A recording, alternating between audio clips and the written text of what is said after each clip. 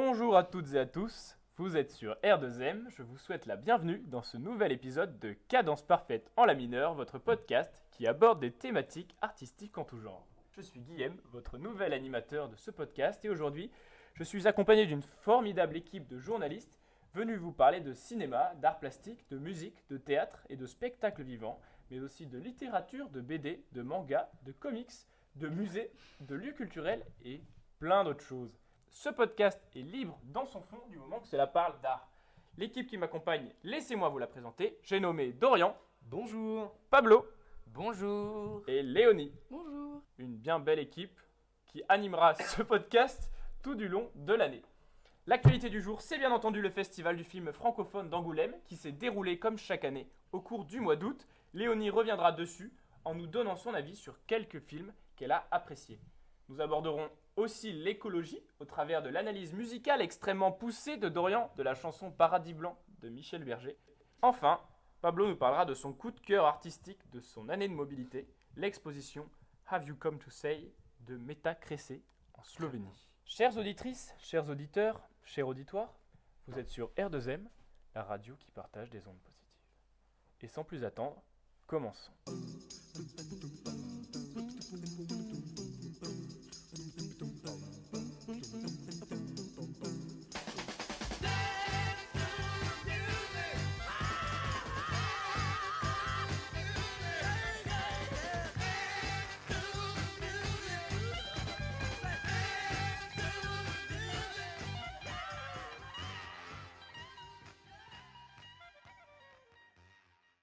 Et pour commencer cette émission, parlons cinéma avec Léonie qui vient nous parler de son expérience au Festival d'Angoulême.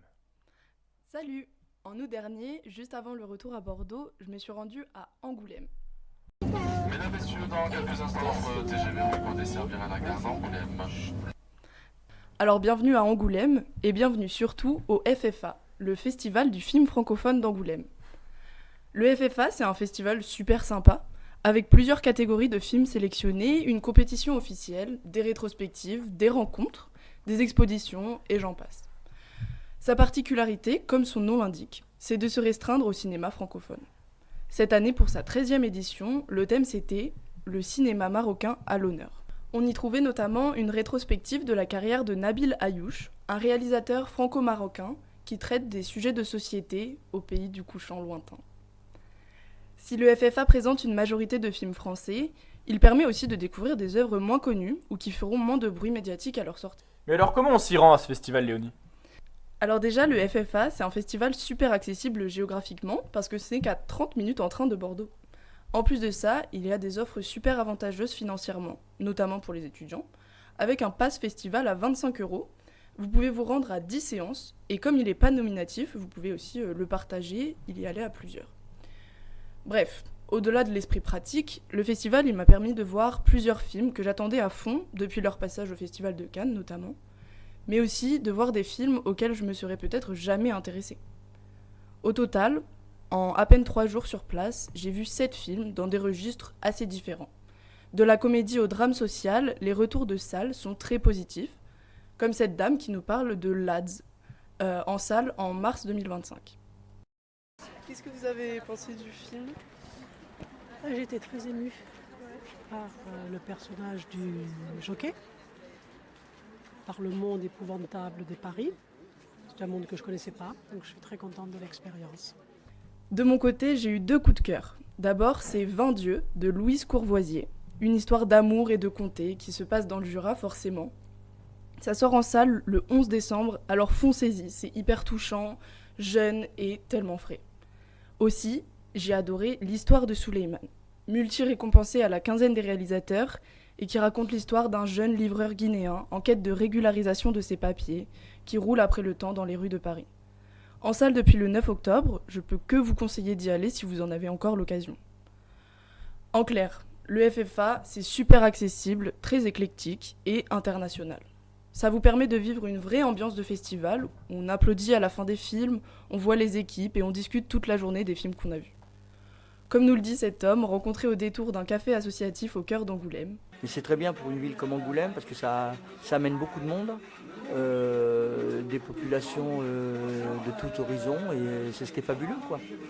Vous aimez l'émulation liée au fait qu'il y a plusieurs festivals dans l'année?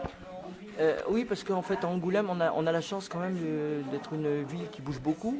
On a bien sûr donc on a le FFA, on a le festival de la BD, on a le circuit des remparts, donc ce sont des gros festivals qui attirent énormément de monde et donc ça crée une émulation en ville, c'est génial, quoi. Et voilà, rendez-vous en 2025 pour la 14e édition. Merci Loni pour ta chronique. Donc le festival d'Angoulême, les 2 films à voir, 20 dieux de Louise Courvoisier, c'est bien cela, ainsi que l'histoire de Souleymane de Boris Lochkin. Merci. Et pour cette 2e chronique, nous sommes avec Dorian, qui comme vous le savez aime bien revenir sur les grands moments de l'histoire de la musique. Et aujourd'hui, qu'est-ce que tu abordes, Dorian? Tu abordes Le Paradis Blanc de Michel Berger. Michel Berger. Alors, les plus anciens auditeurs s'en rappellent, l'année dernière, dans ce même podcast, j'avais parlé... À l'époque. À l'époque, oui, ça remonte. J'avais parlé d'If I Can Dream de Elvis Presley, chanson qui marquait le comeback du chanteur. Et bien, un peu dans la même vibe aujourd'hui, une chanson française est à l'honneur. Laissez-moi vous raconter l'histoire du Paradis Blanc de Michel Berger. Une chanson de guérison pour l'auteur, mais aussi un hymne écologique avant-gardiste. Extrait. Je m'en irai dormir dans le paradis blanc, où les nuits sont si longues qu'on en oublie le temps. Petite remise en contexte, tout d'abord. En 1990, date de sortie de la chanson, Michel Berger est un des piliers de la chanson française. Auteur, compositeur, producteur, interprète, il a écrit et chanté les chansons les plus populaires en France dans les années 80. Vous les connaissez sûrement, parmi ses chansons les plus connues, on compte La groupie du pianiste, Celui qui chante, Quelques mots d'amour, etc. Mais il y a aussi les chansons qu'il a écrites pour les autres, comme Quelque chose de Tennessee pour Johnny Hallyday, Il jouait du piano debout pour France Gall, sa compagne, ou encore Message personnel pour Françoise Hardy. Oui, mais voilà, à la fin des années 80, le chanteur est invisible. Il n'a plus sorti de titre depuis 1985. La raison de ce silence ? La disparition en 1986 de 2 de ses amis proches, Coluche et Daniel Balavoine, dans la même année, à 5 petits mois d'écart.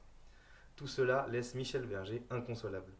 Il n'est plus capable d'écrire et pour chasser le chagrin, le chanteur voyage. Il voyage beaucoup pour se vider la tête. Lors de ses différentes escapades, il va se découvrir un intérêt pour les questions écologiques, thème pourtant pas très mainstream à l'époque. Il va donc commencer des actions humanitaires au Nigeria notamment et s'intéresser aux différents combats qui touchent les milieux écolos de la fin des années 80. L'un d'entre eux va particulièrement le toucher, la fonte des glaces en Antarctique, un questionnement qui commence à peine à émerger à l'époque. Michel Berger développe une véritable fascination pour ce coin du monde qui l'inspire et lui fait écrire le texte et la musique de ce qu'il va surnommer son Paradis Blanc. Le chanteur met en avant une atmosphère calme, soutenue par ses envies écologiques nouvelles, avec par exemple les bruits de baleines avant que la chanson ne débute et le vocabulaire de contemplation de la nature très utilisé. Le Paradis Blanc, c'est aussi une réponse à la volonté d'isolement du chanteur. Un endroit pour respirer quand la vie devient trop dure. Un endroit pour, comme il le dit dans son texte, recommencer là où le monde a commencé. Un endroit où, je cite, il y a du silence pour respirer. Un endroit paisible donc, loin des regards de haine et des combats de sang. Dès sa sortie en 1990, la chanson est un succès qui remet le chanteur sur le devant de la scène. Cependant, la chanson a aussi une dimension prophétique pour ses fans, puisque le chanteur meurt 2 ans plus tard d'une crise cardiaque à seulement 44 ans. Lorsqu'on écoute cette chanson après sa mort, il est vrai qu'on peut y déceler un caractère prémonitoire. Au final, le Paradis Blanc de Michel Berger, c'est à la fois une musique qui soutient une contemplation de la nature en danger, mais aussi un refuge pour ceux qui ont besoin de calme dans leur vie trop mouvementée. Merci Dorian pour cette chronique De rien, c'est normal. émouvante. Et nous passons directement à la dernière chronique de cette émission, la chronique de Pablo. Et donc Pablo, aujourd'hui tu viens nous parler d'une exposition slovène que tu as pu voir durant ta mobilité, c'est bien cela ? Tout à fait. Aujourd'hui, j'ai choisi de vous emmener avec moi voyager un peu à travers la culture européenne, direction Ljubljana en Slovénie. Et pourquoi Ljubljana en Slovénie ? Eh bien, j'ai choisi de vous emmener avec moi dans la capitale slovène, car je souhaitais vous parler de Meta et Maruša Kresė. Meta est une célèbre journaliste et photographe slovène, et Maroussa se consacrait plus précisément à l'écriture de poèmes. Si je vous parle de ces deux artistes, c'est parce que j'ai eu l'occasion de les découvrir au sein d'une exposition intitulée Have You Come to Stay, au sein de la galerie d'art de la ville de Ljubljana. Un nom bien évidemment traduit en anglais car je n'ai pas encore la capacité de parler slovène. Mais alors, que peut-on retrouver au sein de cette exposition, Pablo ? Eh bien, l'exposition met en avant le travail photojournalistique de Meta, associé au poème de Maroussa, malheureusement disparu en 2013. En traversant la galerie, j'ai pu découvrir une sélection touchante des œuvres des deux artistes, sur un thème qui reste toujours très actuel, celui de la migration. C'est peut-être une des raisons pour lesquelles j'ai choisi de vous en parler. Meta et Maroussa Cressé ont selon moi réussi à humaniser le portrait des migrants en Europe. Elles y dépeignent avec réalisme et sensibilité la vie parfois bouleversée de nombreux individus auxquels on pourrait, je pense, tous s'identifier. Et c'est pour moi la grande force de cette exposition qui bouleverse notre regard aussi bien sur l'histoire que sur notre rapport aux migrations. Pour parler plus précisément du contenu, j'ai pu découvrir différents portraits de migrants aussi bien photographiés, enregistrés ou bien filmés dans lesquels ils racontent leurs histoires personnelles. Meta Cressé met ainsi en avant leur expérience de la migration, mais aussi les défis de leur intégration en Europe. Ce qui m'a aussi interpellé, c'est la mise en lumière de ce qu'elle désigne comme des espaces de transition. Il s'agit aussi bien de camps de fortune ou bien de centres d'accueil. Je suis certain que le travail de Meta Cressé suscitera en vous une réflexion sur les conditions d'accueil de ces individus en Europe, et en tout cas, ce fut le cas pour moi. Et as-tu des exemples de portraits qui t'ont particulièrement marqué ? Eh bien, il faut dire que l'exposition était très vaste et couvrait de nombreux types de migration. Meta Cressé nous livre de nombreux portraits dans lesquels elle adopte une approche humaniste qui nous projette dans l'intimité de l'individu présenté.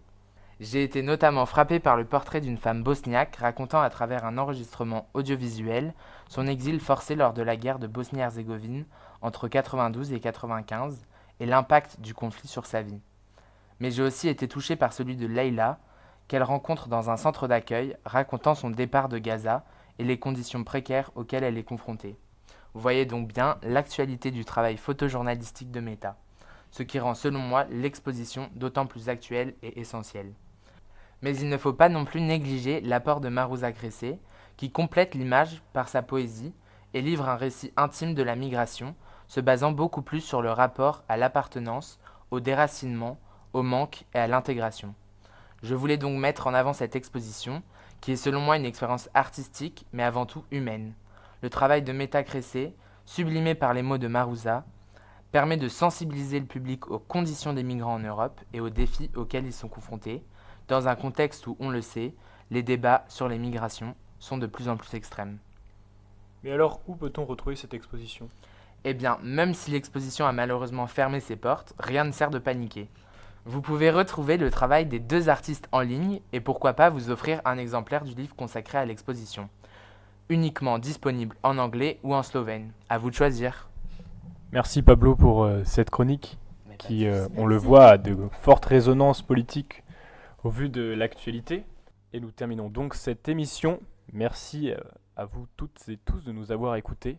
Merci à vous, chers chroniqueurs et chères chroniqueuses, d'avoir participé à cette émission et d'avoir contribué finalement à différer le savoir et la connaissance du monde artistique et culturel au plus grand nombre. N'hésitez pas à nous retrouver sur les réseaux sociaux, sur Spotify, R2M, mais également sur Instagram, R2MSCPOBX. En attendant, nous vous souhaitons une bonne journée. Nous vous invitons à aller écouter nos autres podcasts, le grand podcast d'octobre qui est sorti il y a quelques jours. Et n'hésitez pas aussi à aller écouter notre podcast Science & Co qui parle de science et de sociologie. Bonne journée. Salut.